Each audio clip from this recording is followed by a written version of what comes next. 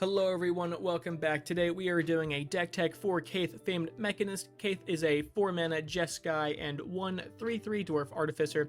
Cayth and other non-token creatures you control have Fabricate 1, which is when this creature enters the battlefield, you put a 1/1 counter in it, or you make a 1/1 colorless servo artifact creature token.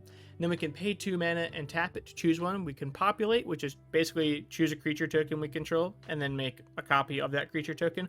Or proliferate, which is choose any number of counters on the board or any number of counters on players or planeswalkers or whatever, and add 1. This is just some good old Jeskai go wide tokens. So why play Cayth, right? It's really because she enters the battlefield with a friend, and each of our non-token creatures enter the battlefield with a friend. That's kind of the whole idea of the deck, is we're just going to play a bunch of non-token value creatures that are all going to enter with a guy and just flood the board with tokens. The whole idea is, the reason I like this deck so much is, I have an Edgar Markov deck, and the great thing about Edgar Markov is what he says: whenever you cast a vampire, you make a vampire. Cayth just does that, right? Not on cast, but she just does that on ETB. You make a dude, or you put a counter on that non-token. It's really good. Yeah, and so the deck's super flexible, just because you can either choose to make her go wide like this deck, or you can just make a few huge dudes, or really just make all of your non-token creature guys enter with a counter, which is also pretty good, and then you can proliferate them up. So a lot of ways you can make this deck. And then just being able to populate or proliferate at instant speed is very good. You know, it's a great combat trick, and we're not blocking with her or anything, so why not? Here's the game plan. We don't need her to win. She helps us make a lot of tokens, but even without her, the deck's still fine. We're still a token deck. But we're gonna kind of rely, we don't need her, but for the intents and purposes of this deck, we're gonna assume she's on the field. And that's why all the cards are in there. So assuming Cayth's on the field, that's why the card's good. Early game, we're gonna get down a bunch of value pieces, rocks. We want to get down ramp. We want to get down lords. We want to get down whatever, right? Mid game, we're just gonna want to play Cayth and start playing non-token creatures, so then we can just make creature tokens and just kind of go nuts, fill out our board. And then late game, we want to attack with a big army of tokens that just outpaced our opponents. Channel and deck stuck. Cost $4.28 at the making of the video, which I feel like is pretty average for a commander deck. Get the cards you need from the link down below, and then like, comment, and subscribe. I always appreciate it when you guys do any of them. Really helps the channel out, and I appreciate it, and I appreciate you. Creatures. We don't have any planeswalkers. So Cayth cares about... Cayth makes artifact creature tokens, right? A lot of people build this deck with the focus of artifact creature tokens. We don't really care. We have some cards that care, but they're just kind of incidental, right? Well, it's not incidental. The whole idea is like all your guys come down with a guy. So let's talk about Adeline. Vigilance, star 4. Star is equal number of creatures you control. So at the very worst, it is a 1/4. Whenever you attack, for each opponent, right? Huge, each. Assuming we're in a pot of 4, 3 opponents, create a 1/1 human creature token that's tapped and attacking that player or planeswalker they control. This is a really good card because it's also not when she attacks, it's when you attack. So if you have a 2-drop on turn 2 and then you play Adeline on turn 3 and then you attack with that 2-drop, you're going to make 3 1/1 dudes that are each attacking one of your opponents, which is nice. Angel of Invention, 5 mana, 2/1 flying vigilance lifelink. That's a terrible rate. However, it has Fabricate 2, and other creatures you control get +1/+1. So we're not going to put counters on her, right? Well, I guess we could, because that's the beauty about Angel of Invention and also having Cayth, is we do what makes sense, right? If our opponent is like making big guys that we just can't kill, maybe we need to gang up with big non-creature tokens to kill it, we can make it big. Or if we need like a big beater, Angel of Invention could enter the battlefield, assuming Cayth is on the field, with 3 1/1 counters, making it just like, I don't know, a 5/4 flying vigilance lifelink for 5. That's not that bad. But the way I imagine us playing Angel of Invention is just making the 2 dudes. So we have a 5 mana 2/1 flying vigilance lifelink that comes with 2 2/2s because they get buffed from her. I will say now, Fabricate doesn't stack, so it's not really important, but I'm saying it can be responded to. So for example, if we have Cayth and Angel of Invention, when it enters the battlefield, we have a Fabricate 1 trigger, and then we have a Fabricate 2 trigger. So we just get to pick which one we do. Again, it's not important, but someone can respond in between or whatever. But yeah. Animpackle is probably really one of the few cards in the deck where we're not going to make a token. We're going to put a counter on her because she cares about having counters on her. When you attack with one or more non-gnome creature tokens, put a 1/1 counter on her. Then we're going to make X 1/1 colorless gnome artifact creature tokens that are tapped and attacking, where X is number 1 counters on her. So the idea is we have Cayth on the field. We have her enter. She enters as a 2/3, and then we attack, say, with Cayth. We put a 1/1 counter on Anim, making her a 3/4, and then we make 3 1/1 tapped and attacking guys. So I like that idea. Bray's Apprentice is great, and it's a low-key theme in the deck to kind of have a guy enter the battlefield with a friend. So when Bray's Apprentice enters the battlefield, create a 1/1 colorless Thopter artifact creature with flying, and then Fabricate's going to trigger, so we're going to make a 1/1 servo. The way I read Bray's Apprentice is tap it, sacrifice a servo, choose one, exile the top card of your library. You may play that card until end of turn, and then you can make a creature +2/+0. I don't really think it matters too much. I really like the way I read this card is sacrifice an artifact, draw a card. That's exactly how I read Bray's Apprentice. We have Brutaclad, Telcore Engineer, very cool guy. Creature tokens you control have haste, which is good when we make creature tokens because Brutaclad's going to enter the battlefield, and he's going to make a creature token as a 1/1. And then when we go to combat, he's going to make a 2/1. Then we may have any number of tokens we control become a copy of a token we control. So the idea is, let's say we have a 5/5 creature token or whatever. Or let's just say we just have the 2/1 for easy intents and purposes. Brutaclad enters the battlefield. He makes a 2/1. He makes a 1/1. Then we go to combat. We make a 2/1. We can then just have that all of our servos become copies of that blue Phyrexian mirror. So all of our guys are just 2/1s tapped and attacking, or just attacking, which is really good. Just basically makes our guys bigger. Displacer Kitten is really nice. Whenever you cast a non-creature spell, exile up to 1 target non-land permanent you control, then return that card to the battlefield under its owner's control. Fabricate is an enter the battlefield ability. So let's using Bray's Apprentice as an example. If we just have Bray's Apprentice on the field and then Displacer Kitten, and then we cast a non-creature spell, so what we're just going to do passively anyways, we're going to blink Bray's Apprentice, we're going to make another Thopter, we're going to make another servo, which is good. Elish Norn Grana Cenobite. Guys, I don't think we can have a creature token deck without including Elish Norn Grana Cenobite. It's going to make all of our, looking at it with Cayth on the field, right? It's a Cayth deck. Elish Norn enters the battlefield. Other creatures you control get +2/+2, and then you guys a state base, and then the Cayth trigger is going to happen for Fabricate 1, so then we're going to make a 1/1, but surprise, it's actually a 3/3, and then all of our opponent's creatures are -2/-2. It's usually a board wipe. Either way, all of our guys being huge and our opponent's creatures being weak is excellent. Elish Norn Mother of Machines. Vigilance, 4/7 still. If a permanent entering the battlefield would cause a triggered ability of a permanent you control to trigger, that ability triggers an additional time. So now whenever a non-token creature enters the battlefield, we're going to Fabricate 1, and then we're going to Fabricate 1 again. And permanents entering the battlefield don't cause abilities of permanents your opponents control to trigger. That's really the brutal card of this, but we're running this as just a Panharmonicon effect, so we have Fabricate, which is really good. Hangerback Walker is an interesting card, I think, for this deck, because I kind of look at it as a ticking time bomb, right? We'll honestly just have... This is also probably another card where we're just going to put a counter on it when he enters the battlefield, which is a funny tech we can do, because if we have Cayth, we can effectively just pay 0 for Hangerback Walker. Oh no, I guess it would die as a state bake action before we'd be able to put a 1/1 counter on it. So we'd have to pay at least 2 mana, but either way, paying 2 mana for a 1/1, and then when he dies, we'll make that many guys.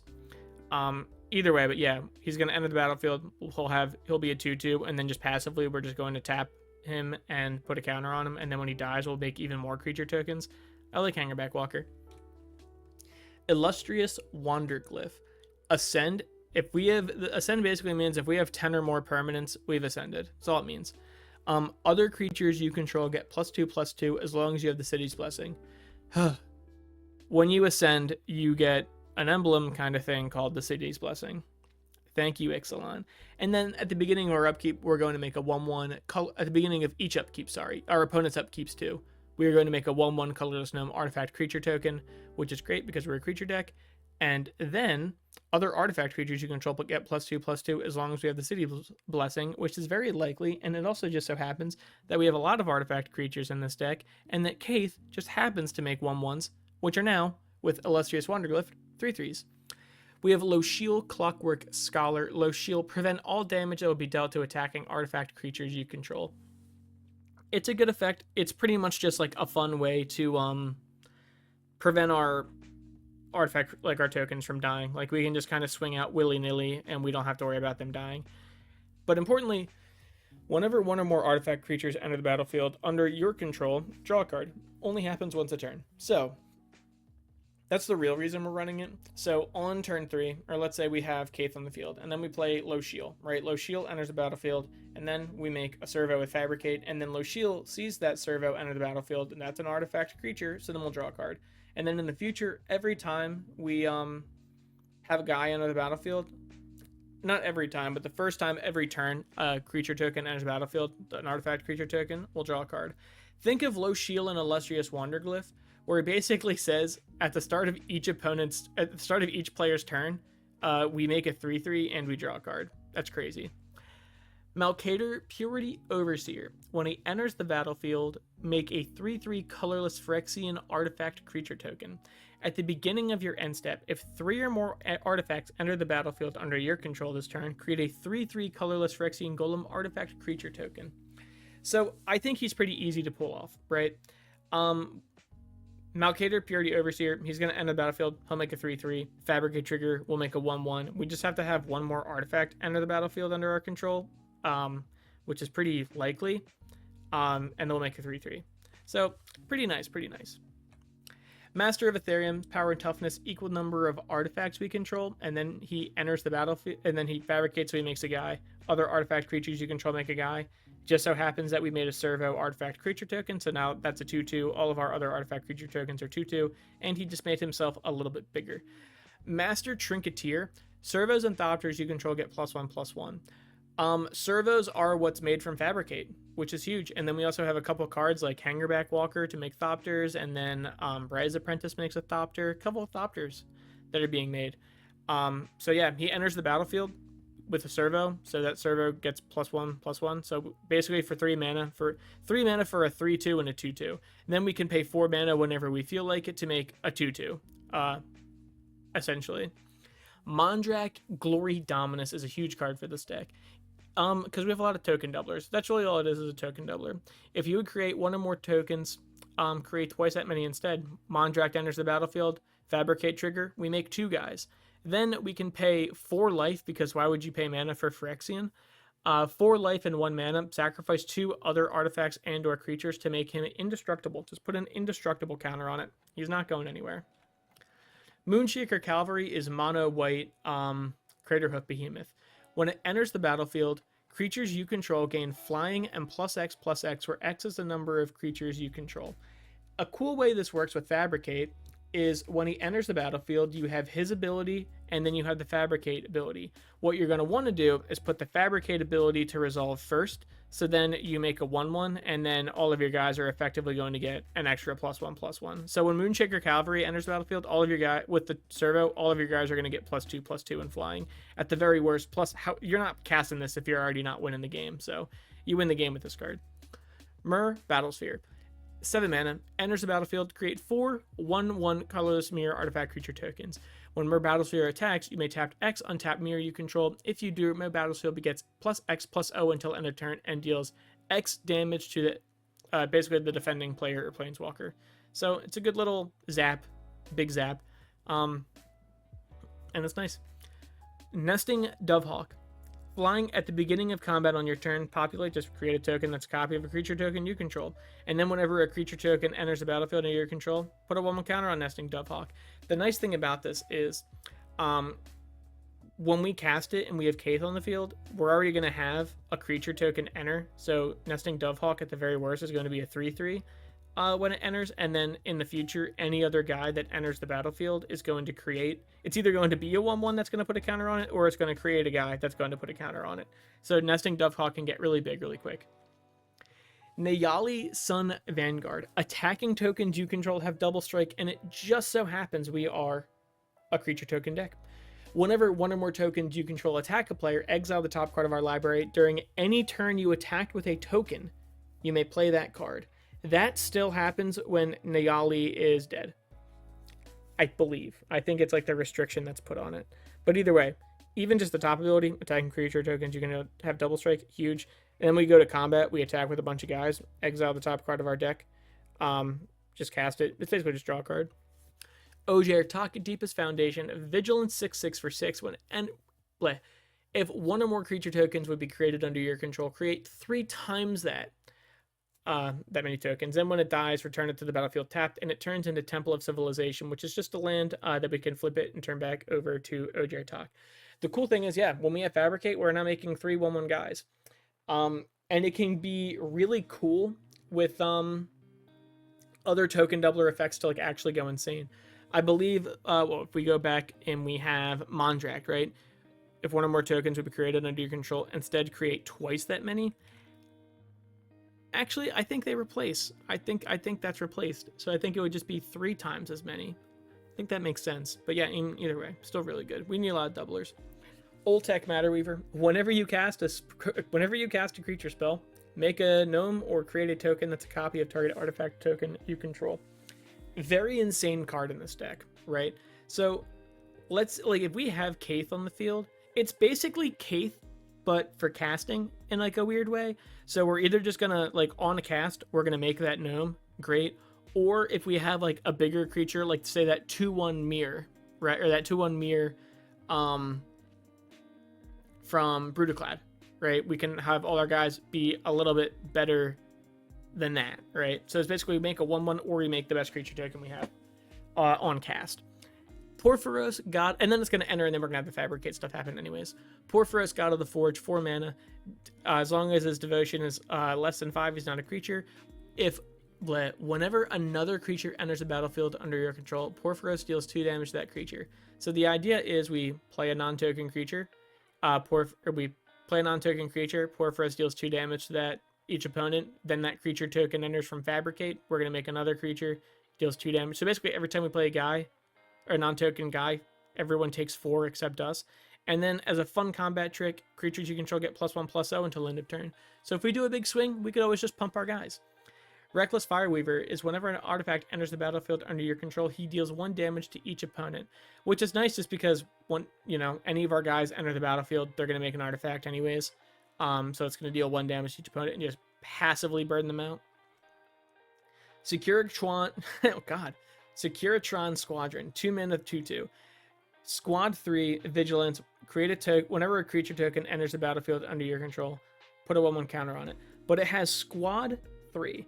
As an additional cost to the spell, you may pay 3 mana any number of times. When this creature enters the battlefield, create that many tokens that are copies of it, right? So it kind of cascades out in a way. Let's say we pay, 8 mana into this, right? So the first thing that happens is we make a 2/2, right? Or the first thing that happens is we make the 2/2. Then we're going to have the other squad abilities resolve. Then since that creature token entered the battlefield, it's going to enter as a 3/3, and then the third one is going to enter the battlefield, and it's going to be I believe 4/4. No. Yeah, it'll be a 4/4 because it gets +2/+2, and then each guy is giving it a 1/1 counter, which is nice. Whew. And then our Fabricate trigger is going to resolve just once, because these guys are creature tokens when they enter, just once, and it's going to enter as a 4/4, so now all of our Fabricate guys are going to enter, at the very worst, as like just a +1/+1 counter on it for 2, which is still not bad. Even 2 mana for 2 2/2s isn't bad at all. Sharding Sphinx. Whenever an artifact creature you control deals combat damage, oh my god, damage, what am I saying? Whenever an artifact creature you control deals combat damage to a player, you may create a blue Thopter creature token with flying. So it's just nice. We have a 1/1 servo deal damage to a player. We get a 1/1 Thopter. So it's good. Spark Double enters the battlefield as a copy of Cayth. but it enters with a 1/1 counter on it. So the way that works is Cayth is, Cayth is Fabricate 1, other non-token creatures you control Fabricate 1. So Spark Double enters the battlefield as a non-legendary copy of Cayth. So then we're going to have his own he's going to enter the battlefield as 1/1 just naturally. Then we're going to have a Fabricate trigger, so we're going to make a 1/1, and then we're going to have OG original Cayth's other non-token creatures you control have Fabricate 1. So then we're going to make a token off of that. So basically, we just have 2 Cayths. So whenever a non-token creature enters the battlefield, we get 2 guys. Steel Overseer, tap it, and put a 1/1 counter on each artifact you control, or artifact creature you control. Short, sweet, to the point. He enters the battlefield, he brings an artifact creature with him, tap him, he's a 2/2, the other guy's a 2/2, our whole board's +2/+2. Whew, pretty good to me. Thopter Engineer. When he enters the battlefield, make a 1/1 colorless Thopter artifact creature token, and then Fabricate. We also just get a 1/1 server to go along with it. And then artifact creatures you control have haste is a huge deal. Just being able, because like if we can like whip out, let's say like 3 non-token creatures, or let's like, I don't know, we attack with a lot of stuff, or play a lot of stuff rather, we can attack with all of it. Urza, Lord High Artificer. When he enters the battlefield, we're going to make a construct, as they're more commonly called. It's a 0/0 that gets +1/+1 for each artifact you control. At the very worst, it's a 1/1. Then we can tap an untapped artifact you control to create a blue. Also, when he enters Fabricate 1, we're making another guy. Then we can pay 5 mana, shuffle your library, exile the top card. Until end of turn, you can play that card without paying its mana cost. So the really cool thing about Urza is, one, he enters the battlefield with a guy, and then he enters the battlefield with a Fabricate 1 token. We can tap untapped artifacts to add blue mana whenever we want. They don't have to have haste. We just tap it, right? So all of our guys are essentially Mox Sapphires. All of our artifacts essentially just become a Mox Sapphire or have that ability. And then we can pay 5 mana whenever we feel like, give our deck a shuffle, and rip the top card for free. It gets around timing restrictions, so if we do this during someone else's turn and we hit a sorcery, we can still play it. He's really good. He's really cool. Urza, Prince of Krug. Artifact creatures you control get +2/+2. He enters the battlefield, Fabricate 1. He makes a 3/3. Then we can pay 6 mana, create a token that's a copy of target artifact you control, except it is a 1/1 soldier in addition to its other types. So that's just, we can, like, let's say we make a copy of Myr Battlesphere or whatever. That's probably the best one we could do, to then have Myr Battlesphere enter the battlefield and then bring along the 4 Myr he makes when he enters anyways. Cool. Warlord Rogue enters the battlefield with 2 colorless Thopter artifact creature tokens, and also enters the battlefield with a fabricated servo. And then we can tap 2 untapped artifact creature token, or artifacts we control, to just make one of our creatures unblockable, which is really nice if we can get like a big like Master of Ethereum or whatever. It's really, really good. Just being able to make any of our guys unblockable whenever we feel like is nice. Witty Roastmaster is just whenever another creature enters the battlefield under our control, deals 1 damage to each opponent. Again, I wanted to have cards like him and Porphyros and Reckless Fireweaver, just because there are some things that can punish this deck if they're like Ghostly Prison or like Sphere of Safety. Like, we're not getting through any of them, right? So this is just like alternate ways to win. Going into sorceries, we have Hour of Reckoning, destroy all non-token creatures. Ideally, that's still like, it's still fine, you know, because most of our guys are non-tokens, so that's how we win anyways. Ireniclus's Vile Duplication is making a copy of Cayth. Same logic of Spark Double, we just make a copy of it. Organic Extinction, improvise, destroy all non-artifact creatures. So Hour of Reckoning and Organic Extinction, they're still board wipes. During a board wipe, creatures are going to die, but the way I look at it is at least not all of our creatures are going to die, so it's not that bad. Then we have Requisition Raid, which is something I like the idea of, just because it's, at the very best, 4 mana sorcery to pop an artifact, pop an enchantment, and then put a 1/1 counter on each of our creatures. And then what we could do with that is then tap Cayth to proliferate all of those counters, making all of our guys a little bit bigger. But do it as it need be, do as it makes sense. Going into instance, Boros Charm. Boros Charm's really just to give our board indestructible. That's pretty much it. Like, if someone wipes the board and we're like very deep in on tokens, that's tokens' #1 issue, is if you build up a board with tokens and your board gets wiped, it's like, oh, you gotta restart. Boros Charm prevents at least one of that. Chaos Warp is just good removal. They do the old switcheroo, and hopefully it's not nearly as bad. Counterspell is just counterspell, fun interaction. Dovin's Veto is just another good counterspell, counter target non-creature spell. Plus, I like the idea when they're 2 mana, just because I figure we're holding up 2 mana to populate or proliferate anyways, so it's kind of okay. Flawless maneuver. If we flawless manure, Jesus Christ, dude. I don't know why, but when I make these videos, sometimes I just can't speak at all. Flawless maneuver. Since we're always going to have Cayth, it's going to be free. Just our guys are indestructible. Great. Perplexing test. Choose one. Return all creature tokens to their hand or return all non-token creatures to their hand. I think realistically, we're going to bounce all non-token creatures just because it's nice because we can recast them to make more guys. And realistically, not every deck really cares about creature tokens. So, like, if we just return all non-token creatures to their hands, like, most people aren't going to be able to block what we have. Going into the final 2, we have Rootborn Defenses. Just populate, make a copy of an artifact creature we control, make it indestructible. Make all of your creatures indestructible. So if someone tries to nuke, we get a guy, and then, yeah. Or just as a fun combat trick, if someone attacks us, we can still just make a dude and then block if we're tapped out or whatever. So just a Plowshare is just great removal. Short, sweet, to the point removal. Going into artifacts, we have Arcane Signet just for a mana rock. We have Idol of Oblivion because since we're probably going to be making a token every turn, we're going to be drawing an extra card a turn. And then I didn't want to say it earlier, but when we tap, if we can get 8 mana and tap it and sacrifice it, we make the biggest token we can, which is a 10/10. I was thinking this whole time when I was going over Brutacloud. These videos aren't scripted at all. They're not. When I was looking at Brutacloud, I really wanted to mention the 10/10 Eldrazi and making all of our mirror into 10/10 all of our servos and whatever into 10/10 Eldrazi just to win the game. But yeah, even if we're not doing that, just 2 mana, tap it, draw a card. Basically just draws an extra card a turn. Lightning Greaves, toss it on Cayth, make her protected. Panharmonicon, if an artifact or creature enters the battlefield, it triggers again, so just Fabricate triggers are doubled up. Skull Clamp, we can sacrifice our servos. Basically pay 2 mana, kill a servo, draw 2 cards. Easy. Soul Ring is Soul Ring. We have all of the talismans just for easy, color filtering and ramp. Then we have Thousand Moons Smithy. When it enters the battlefield, create a white gnome soldier artifact creature token with this power and toughness or equal number of artifacts and or creatures you control. It's just a construct, and honestly, constructs are also really good just to populate, make tokens of. So that's another thing we can do. And then at the beginning of our pre-combat main phase, we may tap 5 untapped artifacts we control, and if we do, we can flip Thousand Moon Smithy into Barracks of the Thousand. It taps for a white, and then whenever we cast an artifact or creature using it, we're going to make an XX dude with power and toughness equal to the number of artifacts and creatures we control. So again, now whenever we cast a spell or a creature or an artifact, we just get a construct to go along with it.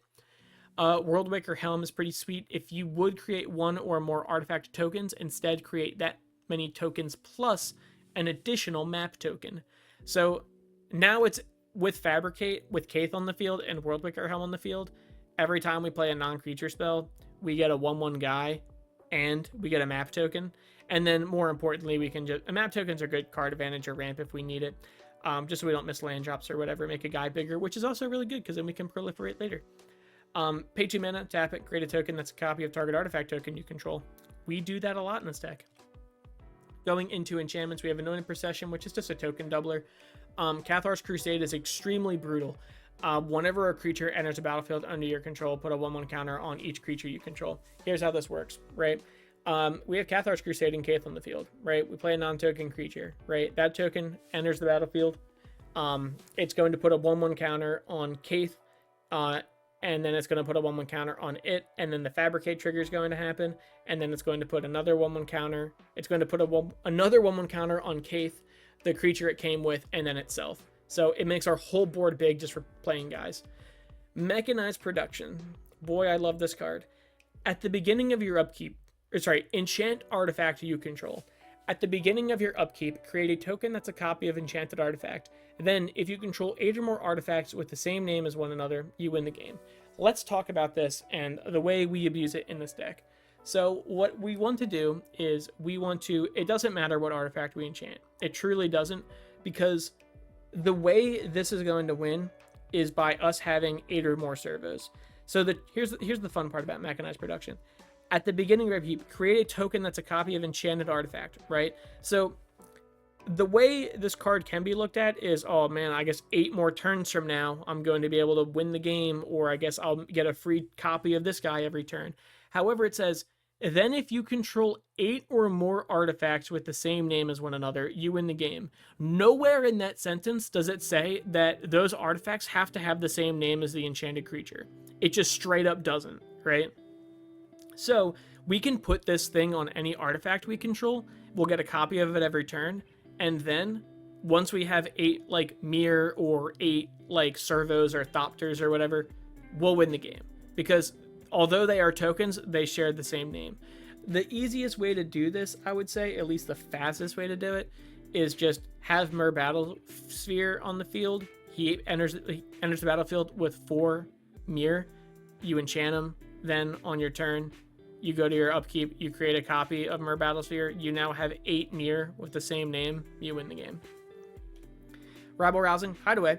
When it enters the battlefield, look at the top 5 cards of your deck, exile 1 face down, put the rest on the bottom. Whenever you attack with 1 or more creatures, create that many 1/1 white citizen creature tokens. Which is good because we can swing out with all of our tokens and they effectively replace themselves if they die. Then, if you control 10 or more creatures, you may play that exiled card without paying its mana cost, which is also pretty big. So it's just a free spell. It's going to be so easy for us to get 10 creatures from this deck.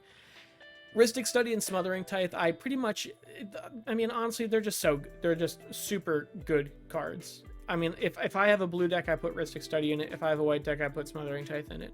Whenever an opponent plays a spell, you may draw a card and then say pay 1. They're either losing mana to make me not draw cards, or I'm drawing cards. Smothering Tithe, same logic. They're either paying 2 mana when they draw a card, or I'm making a treasure. I don't care. They're either losing resources as their mana, or I'm getting a treasure. It's a win-win. Teleportation Circle, really just to blink something. It's just to blink an artifact or a creature.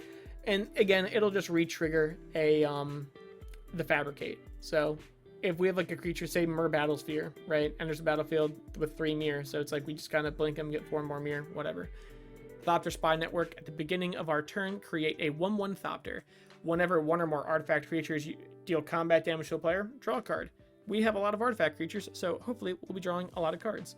War Leader's Call is a really good card. It's just a straight up lord effect to make our creatures +1/+1, and then whenever a creature enters the battlefield under our control, deals 1 damage to each opponent. So again, it's kind of the same logic as Porphyros and like all the other guys that when a creature enters, burns it out. Except they're good, except this one's just a lord effect, which is nice. Going into lands is really nothing crazy. We have all the check lands, we have all of the shock lands, we have the battle bond lands, because they're always going to enter untapped ideally. And then going into the not cycle lands, we have Command Tower and Exotic Orchard, just we can pretty much tap for any color.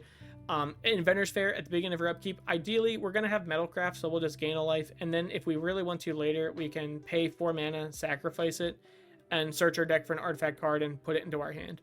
So again, just like an easy tutor on that bad boy. Karn's Bastion to proliferate if we would like.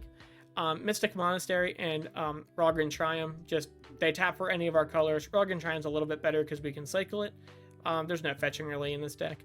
So we draw a card. And then the final land is just Scavenger Grounds, just in case we can pay 2 mana and sacrifice it to exile all graveyards. It's just our grave hate if someone's going nuts with like Reanimator or whatever. The basics in the deck are just 7 islands, 5 mountains, 7 plains. I think our mana base is fine. It's like 35 lands. We have a little bit of rocks. We have the Arcane Signet, the Talismans. We have the Soul Rings. And honestly, our deck is generally pretty low costed. So I think 35 lands and little artifact support's not bad. That's all I got for you guys. I appreciate you sticking around and watching. Like, comment, and subscribe to the channel. And I'll see you next time.